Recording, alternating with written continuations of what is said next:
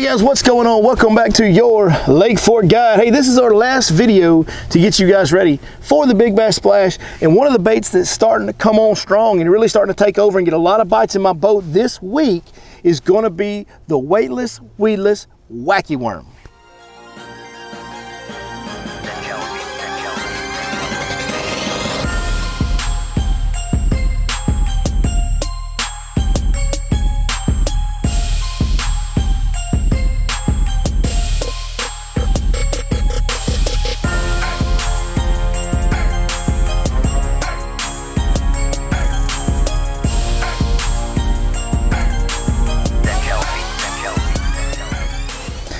The old wacky worm, wacky rig trick worm, looks like this right here, man. I want you guys to be prepared to throw this and hopefully give you some tips to help you become better wacky worm fishermen, because these fish are really starting to bite it. You know, with Lake Fork going through this summer to fall transition, the bite's been tough like we talked about. One of the best baits, maybe probably my #1 draft pick when the bite gets tough, so to speak, is this little dude right here. That weightless trick worm, rigged wacky style. Not completely weightless. We'll get more into that here in a minute. But you know, man, I really like fishing this bait when the bite's tough, but I've got a friend that has got a lot more time behind this bait. He fishes it a lot more frequently and often than I do. And to be honest with you guys, he is hands down the best wacky worm fisherman that I've ever known in my life. He just catches more fish, and somehow, you know, because the traditional thing on a wacky worm is what? You get a lot of bites, but they're small bites. Well, somehow this guy always seems to catch big fish on it. He's caught multiple double-digit fish that I've seen in person on that rig. So I thought I should probably go ahead and let you guys listen to him. And actually, it's going to be my good buddy, Zach Watts. And I filmed a wacky worm instructional with him several years ago now. But everything that he talks about in this video is pretty much everything that I know about wacky worm fishing, because that's just how good he is at it. So I thought we would look back on Zach Watts' instructional on how to fish that wacky rig trick worm. So you guys check it out. First thing I want to go over is a couple of misconceptions with the wacky worm. One of the biggest misconceptions you'll see with a little bit, I don't want to say non-experienced fishermen, but fishermen that don't fish the wacky worm enough, is that you have to have light line, light tackle, spinning rods, spinning reels, so on and so forth. That is just absolutely not true. I have fished a wacky worm for 15, 20 years, and I have never thrown a wacky worm on anything other than a bait cast setup. I like a 6'6" to 6'10" foot medium action fast tip rod. My reel of choice is a Curado 200. So even though I'm using you know, a bait cast setup, wacky worming is still a finesse technique. Okay, so I'm a big believer that I will only throw this on fluorocarbon line. Usually go with either 12 to 15 pound test fluorocarbon. It keeps it more of a finesse technique because of the way it falls with using that fluorocarbon, and the fact that the fish have that much harder of a time seeing the line.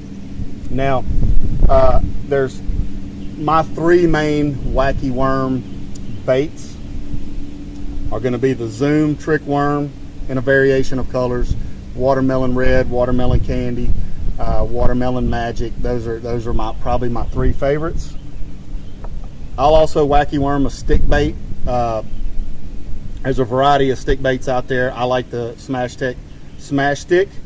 I actually caught the 2nd biggest fish I ever caught in my life on the Smash Stick rigged wacky. Old B-Law, your Lake Fork guide, happened to be in the cove I was fishing, and we actually got a clip of it right here, so take a look. Zach, what'd you catch? Caught a bait.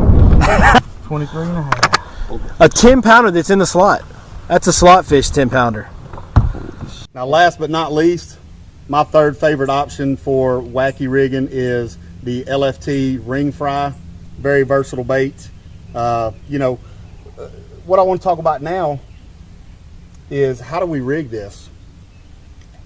Well, let me tell you about the hook I'm using. I use the Gamakatsu Finesse wide gap weedless hook right there in 1/0. Now, you're going to go to the store and you're going to look at this hook and you're going to say, you expect me to catch, 6, 7, 8, 10, 12 pound bass on this hook? Yes, that's exactly right. There's a plenty of other hooks on the market. I've read different reviews on this hook and that hook, and people saying, oh, I like this one. By far, I will fish this hook over any hook on the market if I'm fishing a wacky worm. Now, the way we like to rig this bait is just simply on the Zoom trick worm. You'll see that little fat hump there in the middle of it. I like to go about 3 rings back and just hook it right through the center there to where it's, hanging off in the upright position. Now, it doesn't stop there. One thing that I didn't mention is that I never fish a wacky worm weightless. Okay, even if there's dead calm wind and I'm fishing 2 foot of water, I've always got a weight in the head of this hook. Now, what I use for that are these Lunker City nail weights. They are very, very easy to manipulate, and what I mean by that is if I am fishing less than 10 foot of water, here's that Lunker City nail weight. I'll use half of this weight right here. And the way this Lunker City nail weight is designed, you see the ridges there. Well, those ridges provide 2 benefits. One, it won't allow the nail weight to slide out of the head of the worm on your cast or hook sets. Also, you can simply just bend it back and forth and it'll break in half, just like that, just that simple.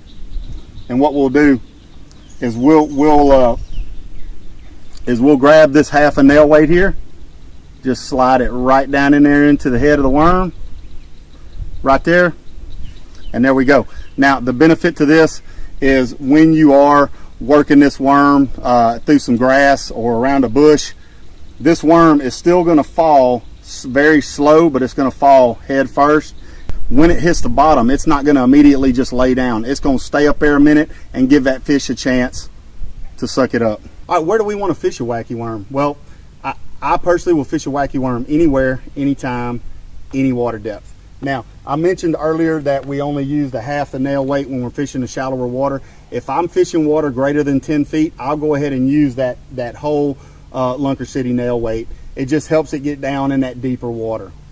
Now, as far as spots, I like to concentrate on grass, whether it be hydrilla, coontail, duckweed. Duckweed's a little bit tougher to fish. You just gotta you find the holes in the duckweed and flip over into them holes. It's almost like punching, except you're not punching through. You're just landing it in a hole in the middle of the duckweed. Other than those concentrated grass flats, I mean honestly, like I said, I'll fish a wacky worm anywhere. I'll flip stumps with it. I'll cast it in the middle of a bush. I will fish a main lake point with a wacky worm. Okay, 17, 20, 25 foot of water. I'll use that entire Lunker City nail weight. You just have to be a little bit more patient to let it get down to the bottom. Once it's down to the bottom, you just work it like you normally would. Okay, there's really never a wrong time to throw a wacky worm. I've caught them in the spring. I've caught them in the post spawn. I've caught them in the summer. I've caught them in the winter. I mean, really, it literally is the best bite-getting bait you can have in your boat. Now, that brings me to the second misconception I want to talk about, is that wacky worm is a small fish bait. Are you going to catch small fish on it? Of course, okay? But I'll catch small fish on a big crankbait as well. The two biggest bass I've ever caught in my life have been on a wacky worm. That's an 11-4 and a 10-pounder. Okay, so don't get caught up in the trap of, oh yeah, you're throwing wacky worms, you're going to catch a bunch of pound-and-a-half, 2-pound fish. Yeah, you are going to catch a bunch of pound-and-a-half or 2-pound fish. Then you're going to hook into that 4, that 7, that 9. They'll eat it just like any other fish will eat it. Okay, so don't believe those misconceptions. It will catch any size fish in the lake. All right, so now let's sling it out there a few times, and let me talk about how I feel comfortable retrieving this bait. There's a bunch of different ways you can get a wacky worm out there. You can sling it out there, you can pitch it out there, or depending on your experience level, if you're trying to hit the base of a stump or a hole in some duckweed, you can certainly flip it out there. There is plenty of weight on a wacky worm Look at that. It catches a lot of fish too, doesn't it, ZW? Like I said, man, it is the, you got me hung up around that stick. It is the best bite getter out there. Get him off that log. Yep. Look, you got her line right around his gill. Look how he ate it. That's so. Hey, you think they don't like that wacky worm, baby? They will get it all the way in there. Oh my goodness, that's funny. That couldn't have happened any better, could it? That's funny. Thank you. Now look, let me show you what my worm looks after that fish catch. Okay, it's a little bit wallered out in there where I had the hook through. Great thing about a wacky worm, you can pull that hook back through there. Okay, and then you know, you don't have to get a brand new worm. Just simply move your hook up a little bit, hook it back. So you just move that down the worm, right? Let's see, where's the damaged part? Damaged part's just Part's right back right here, there. and then we just moved it up the worm. I just moved it up 1/4 of an inch. Now there's a bunch of different ways to fish the wacky worm.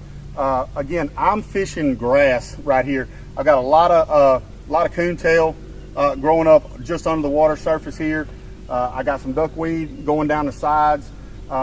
So, you know, I can either throw it out in that grass flat or I can look for holes in the duckweed. If I was gonna flip a hole in the duckweed, I would try to actually land this bait about 6 inches past the hole and slowly drag it back and let it fall in that hole in the duckweed. And then once the bait gets down to the bottom, okay, cast it out there, give it a good 3 or 4 count, depending on the depth of water you're fishing. What I like to do is just reel the slack up, okay, to where it's not quite taut, but almost, and I just give it a good 2 or 3 pops right there. What that bait's doing is it's coming up like this and then slowly falling back down to the bottom head first, okay? Same thing, boom, boom, boom, okay? Now, one thing you really need to pay attention to when you are wacky worm fishing is that, you know, you're not always gonna feel the bites. A lot of times, right before you give it that good 2 or 3 pops, when you reel in that slack, you'll feel some tension on that line, okay? Just give it a little bit of tension and you can feel that fish pulling back, or you can see your line running right or left, okay? Once that happens, you lean into that sucker as hard as you can. Talk about the hook set a little bit. How you set the hook on these fish? I mean, I know you drill them pretty good, but that probably has a lot to do with the fact that you're fishing that medium action rod. That allows you with that small hook to go ahead and set it like a Texas rig, maybe? That's right, that's right. So, you know, when I know that there's a fish on, I see my line running, or I feel that fish pulling back, I like to do a hook set straight up, okay? Because, you know, we showed you the hook earlier. It is a very small Gamakatsu Finesse weedless hook, but when you set that hook straight up, it pulls it straight up into the top of their mouth. And you're jerking pretty hard. You're not holding back. I'm trying to rip his face off. You lay the steel, and that's the reason you're allowed to do that is because of the rod, right? Because of the medium action rod. That's right. Now, there's 2 reasons I prefer a medium action rod. One, it's got plenty of flex in it, which will allow me, okay, to really reach back and not necessarily use the power of the throw, okay? So I'm not really using the power of the cast. I'm using the flex in the rod to whip that bait out there. You know, I mean, heck, with a wacky worm, that's what, 60, 70 foot out there. Yeah. You know, and that's plenty. A lot of times, I just did that for an example. A lot of times I won't cast that far because I've got the medium action rod. I like for it to be a little bit closer, so when I do need to set the hook, you know, I have plenty of backbone here with this medium action rod to set that hook. Notice I've casted it out there. My bait has settled on the bottom. Okay, I'm gonna reel up my slack, but I feel a little tension.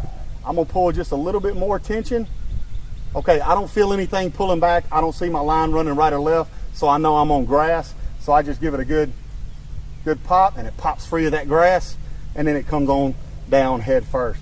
Okay, so you know, like I said, just because you feel tension on your line, that does not mean a fish is on there. We're fishing grass. We expect this bait to come up against that grass stalk like this, okay, and then once you pop it, and comes off of that grass stalk like that.